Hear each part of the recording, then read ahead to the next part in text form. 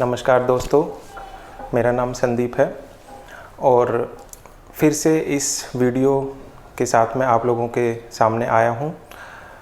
ये वीडियो हमारी last video का ही कंटिन्यूएशन है, जिस वीडियो के अंदर हमने बात की थी कि वो बच्चे जिन्होंने पीटी का स्कोर दिया है वो पीटी के स्कोर के बेसिस पे कैसे अपना कनाडा का जो स्टडी अब्रॉड का ड्रीम है उसको फुलफ़िल कर सकते हैं। और उस वीडियो के अंदर एक बहुत इम्पोर्टेंट एस्पेक्ट को हमने रखा था कि जो बच्चे एग्रीकल्चर फैमिलीज से बिलोंग करते हैं, जिनके फादर, ग्रैंडफादर या उनके जो भी स्पॉन्सर्स हैं, उनका प्राइमरी ऑक्यूपेशन अगर एग्रीकल्चर है, उन बच्चों के लिए प्रॉब्लम ये आती है कि वो अपने फाइनेंसेस किस तरह से दिखाएं, राइट। तो आज इस वीडियो में हमारा जो मेन पर्पस है वो उसी पर्टिकुलर एस्पेक्ट के ऊपर बात करने का है। तो इस वीडियो को आप लोग लास्ट तक ज़रूर देखें और ख़ास करके वो स्टूडेंट्स जो कनाडा जाना चाहते हैं और जिनकी फैमिली या जिनके जो स्पॉन्सर हैं उनका जो प्राइमरी ऑक्यूपेशन है वो एग्रीकल्चर फील्ड है, राइट। तो देखिए दोस्तों, इसमें क्या होता है कि हमारे जो फाइनेंसेस हम शो करते हैं उसके बेसिकली दो एस्पेक्ट हैं। एक एस्पेक्ट तो हुआ हमारे पास कितनी सेविंग्स हैं, बेसिकली हमारे पास जो फंड्स हैं वो हम कितना शो कर सकते हैं, और दूसरा फंड्स के साथ हमें इनकम प्रूफ में क्या क्या डॉक्यूमेंट्स हम दिखा सकते हैं अगर हम एग्रीकल्चर फैमिली से बिलोंग करते हैं तो, राइट। तो मैं दोनों एस्पेक्ट्स को इस वीडियो में बताऊंगा। जो पहला एस्पेक्ट है, हम फंड्स कितने शो करें। जीआईसी करवाने के बाद और 1 साल की ट्यूशन फ़ी पे करने के बाद अगर आप एसडीएस कैटेगरी से वीज़ा फाइल करते हैं तो आपको कम से कम 1 साल एडवांस का लिविंग एक्सपेंस और शो करना, मतलब अगर आप इतने फंड्स दिखाते हैं अप्रोक्सीमेटली 7, 8, 10 लाख रुपए, तो दैट इज़ गुड। अगर आप नॉन एसडीएस कैटेगरी से अपना वीज़ा फाइल करते हैं तो आपको कम से कम 1 साल एडवांस, मतलब नेक्स्ट ईयर का ट्यूशन फ़ी प्लस 1 साल का लिविंग एक्सपेंस, इन दोनों को अगर हम जोड़ देते हैं, 1 साल का जो ट्यूशन फ़ी है वो कनाडा के अंदर एवरेज ट्यूशन फ़ी 15 से 18 हज़ार कैनेडियन डॉलर है।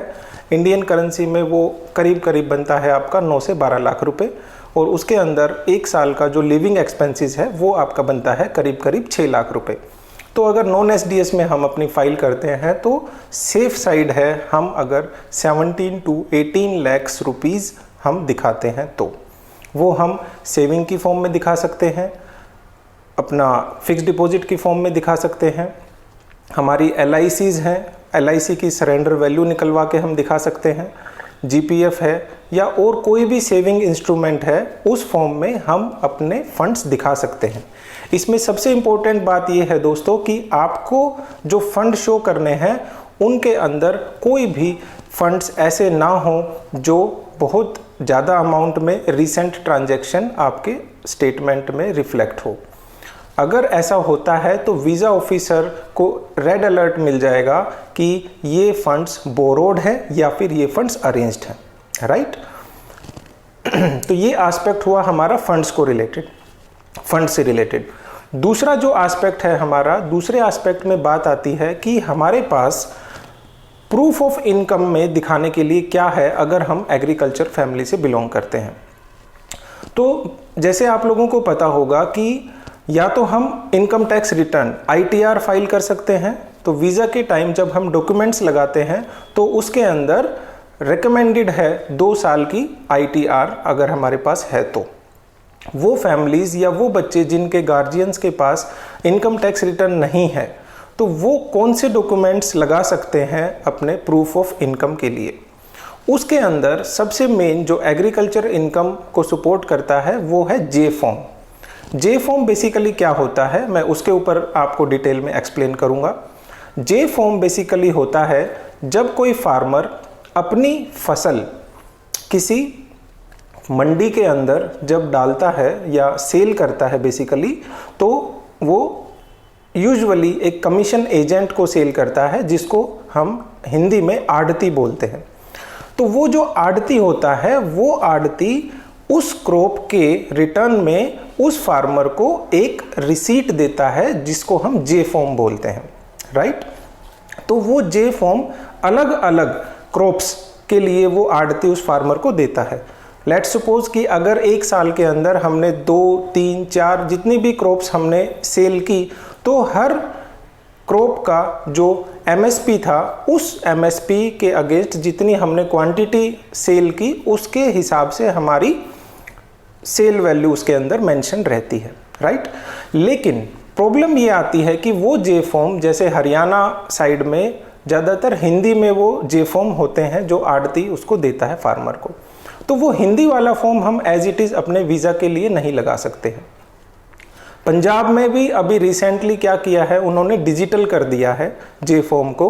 कोई भी फार्मर जब अपनी क्रॉप को सेल करता है तो वो जे फॉर्म उसके रजिस्टर्ड मोबाइल नंबर पे थ्रू व्हाट्सएप वो उसको रिसीव हो जाता है, राइट। तो अब सबसे बड़ी बात ये आती है कि हम अपनी इनकम का प्रूफ किस तरह दिखाएं। अब उसके अंदर भी दो मेन जो आप लोग तरीके से उसको आगे परस्यू कर सकते हो जे फॉर्म को, या तो आप तहसीलदार के पास जा सकते हो, तहसीलदार आपको इनकम का सर्टिफिकेट दे सकता है। लेकिन कुछ ऐसे एरियाज़ जहाँ पे जो छोटी डिस्ट्रिक्ट हैं या छोटे कस्बे हैं, वहाँ पे प्रॉब्लम आती है, आसानी से तहसीलदार का सर्टिफिकेट बच्चों को अरेंज नहीं हो पाता। तो उसका दूसरा वे आउट ये है कि जहाँ पे हमारी मार्केट कमेटी है, उस मार्केट कमेटी के अंदर वो जो आड़ती है वो रजिस्टर्ड होता है। उस मार्केट कमेटी के अंदर आप जाएं, अपने 3, 4 जितनी भी क्रॉप्स आपने सेल की हैं उस पर्टिकुलर ईयर के दौरान वो जे फॉर्म आप लेके जाएं। उस मार्केट कमेटी का जो सेक्रेटरी है या जो एग्जीक्यूटिव इंजीनियर है, वो क्या करेगा, आपको एक सर्टिफिकेट इशू करेगा। उस सर्टिफिकेट में क्या होता है कि जे फॉर्म की डिटेल्स उसमें मेंशन होंगी, जे फॉर्म का नंबर होगा, जे फॉर्म की डेट होगी, कितनी क्वांटिटी उस पर्टिकुलर क्रॉप की थी, उस क्रॉप की क्या वैरायटी थी, क्या वो पैडी की क्रॉप थी या वो शुगर केन था या वीट था या कॉटन था, उसका वो डिटेल डिस्क्रिप्शन उसमें मेंशन कर देगा और उसके सामने वो अमाउंट मेंशन कर देगा। तो वो जो सर्टिफिकेट इशू करेगा मार्केट कमेटी का जो ऑफिसर, उस सर्टिफिकेट के बेसिस पे हम वीज़ा फाइलिंग के टाइम पे उस सर्टिफिकेट को हम लगा सकते हैं। बेसिकली वो सर्टिफिकेट हमारा एक प्रूफ है, प्रूफ ऑफ इनकम। तो जहाँ पे उन फैमिलीज़ को या उन बच्चों को इनकम टैक्स रिटर्न जिनके पास नहीं है, उनके पास जे फॉर्म के थ्रू ये मार्केट कमेटी का सर्टिफिकेट बनवाना या फिर तहसीलदार के थ्रू इनकम का सर्टिफिकेट बनवाना सबसे आसान और सरल तरीका है। अभी रिसेंटली कनाडा का एक बच्चा हमारा बिल्कुल एग्रीकल्चर फैमिली से जो बिलोंग करता था, कनाडा में गया है, जॉर्ज ब्राउन कॉलेज में उसने एडमिशन लिया है। उसका जो जे फॉर्म था वो सेम इसी पैटर्न पे था, हिंदी में था। तो उसको हमने मार्केट कमेटी से ट्रांसलेट मतलब इंग्लिश के अंदर उसके जो भी फॉर्मेट था वो हमने तैयार करवाया।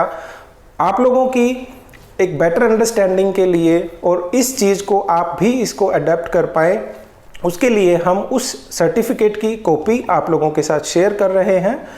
आप उसको देख सकते हैं किस तरीके का वो फॉर्मेट है, उसमें कौन कौन सी डिटेल्स हैं, क्या लैंग्वेज उस पर्टिकुलर सर्टिफिकेट की है, वो आप लोग उसमें अपनी नॉलेज के लिए और अपने यूज़ के लिए देख सकते हैं। ठीक है फ्रेंड्स, तो आज इस वीडियो में मेरा यही पर्पज़ था कि बेसिकली जो एग्रीकल्चर फैमिली से बच्चे हैं वो किस तरह से अपने फाइनेंसेस को शो कर सकते हैं और अपनी इनकम का जो प्रूफ है उसको अरेंज कर सकते हैं, राइट। आई होप आप लोगों को ये वीडियो पसंद आई होगी, और अगर आप लोगों को ये वीडियो पसंद आई है तो आप कमेंट सेक्शन में ज़रूर बताएं कि और किस तरह के टॉपिक पे आप लोगों को हम वीडियो बनाएं, ताकि ज़्यादा से ज़्यादा बच्चों को एक जेन्युइन एडवाइस मिले, जेन्युइनली बच्चे अपना जो स्टडी अब्रॉड का जो ड्रीम है उसको पूरा कर सकें। ओके दोस्तों, थैंक यू वेरी मच।